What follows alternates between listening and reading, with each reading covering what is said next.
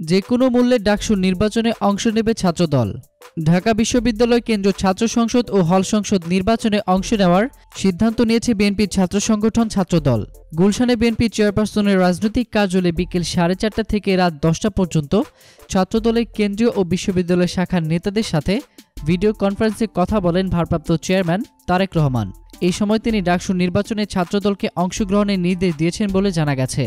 বৈঠকে উপস্থিত ছিলেন বিএনপির কেন্দ্রীয় নেতা ও ছাত্রদলের সাবেক নেতা শহীদুদ্দিন চৌধুরী অ্যানি, বর্তমান সভাপতি রাজীব আহসান, সাধারণ সম্পাদক আকরামুল আহসান, ঢাবি শাখার সভাপতি আল মেহেদি তালুকদার, সাধারণ সম্পাদক বাশা সিদ্দিকী সহ প্রায় 90 জন নেতা।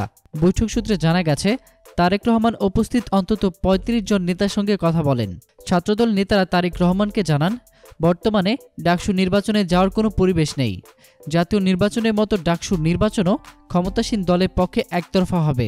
এছাড়া ডাকসু নির্বাচনকে বৈধ করার জন্য ক্যাম্পাসে ছাত্রদলকে প্রবেশ করতে দেওয়া হয়েছে বলেও জানিয়েছেন তারা। সবার কথা শোনার পর তারেক রহমান বলেন, 1990 সালে ডাকসু নির্বাচনে বিজয়ী হয়ে ছাত্রদল সারা দেশে জনপ্রিয় হয়েছিল। ঢাকা বিশ্ববিদ্যালয়ের শিক্ষার্থীরা দেশের অন্য মানুষদের থেকে বেশি মেধাবী, বেশি সচেতন। ডাকসু নির্বাচন যদি 5 জানুয়ারি বা 30 ডিসেম্বরের মতো হয়, তাহলে বিশ্ববিদ্যালয়ের ছাত্ররা সেটার ফলাফল বিশ্লেষণ করবে। ডাকসুর মাধ্যমে দেশে আবারও গণতন্ত্র প্রতিষ্ঠিত হবে। এ বিষয়ে ছাত্রদলের কেন্দ্রীয় সাধারণ সম্পাদক আকরামুল হাসান বলেন, তারেক রহমান আমাদের সাথে কথা বলেছেন। তিনি ডাকসু নির্বাচনে অংশগ্রহণের নির্দেশের পাশাপাশি খুব দ্রুত সময়ের মধ্যেই ছাত্রদলের কেন্দ্রীয় কমিটি গঠনের আশ্বাস দিয়েছেন। এতক্ষণ ফ্রিকি নিউজের সঙ্গে থাকার জন্য আপনাদের সবাইকে ধন্যবাদ।